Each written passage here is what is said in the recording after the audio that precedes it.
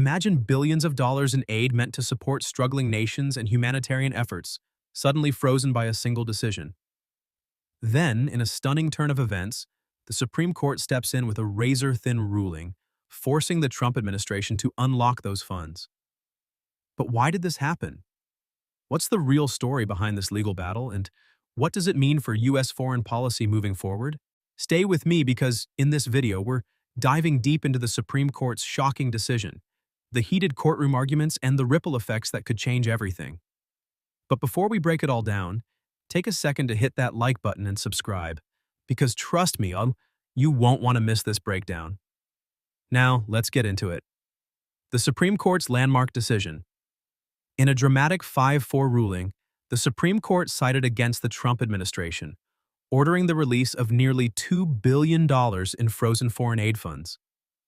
The decision was razor-thin, with Chief Justice John Roberts and Justice Amy Coney Barrett aligning with the court's liberal justices, marking yet another instance of Roberts playing the swing vote.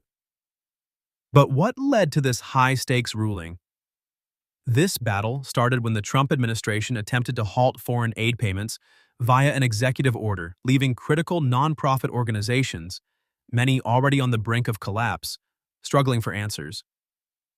The administration justified the freeze as part of a total zero-based review of foreign aid spending, but critics saw it as an attempt to dismantle humanitarian assistance programs.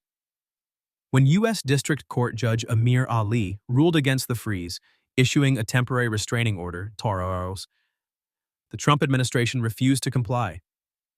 This defiance led to further legal battles, culminating in the Supreme Court stepping in and enforcing the payments. The legal showdown. Arguments on both sides. The case sparked intense debate within the legal community.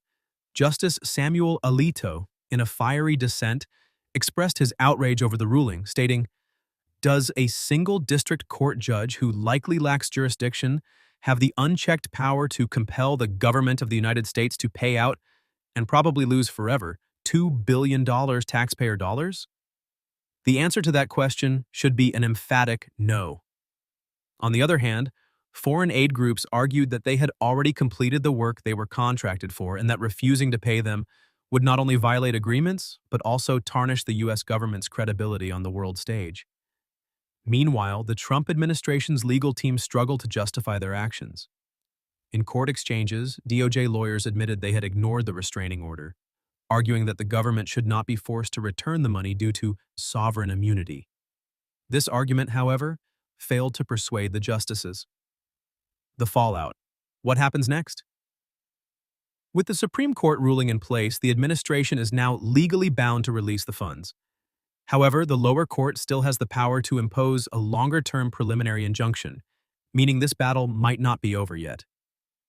For foreign aid organizations, the decision brings relief, but also uncertainty.